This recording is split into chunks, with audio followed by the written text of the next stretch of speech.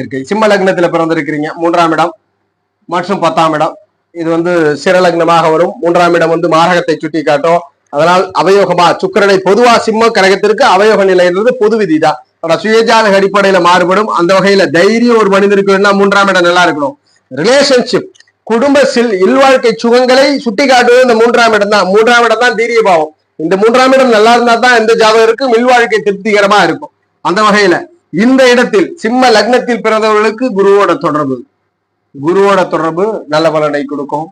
அதுபோல் ஜாதக ரீதியில செவ்வாயினுடைய தொடர்பு நல்ல பலனை கொடுக்கும். அதுபோல் சனியினுடைய பார்வை.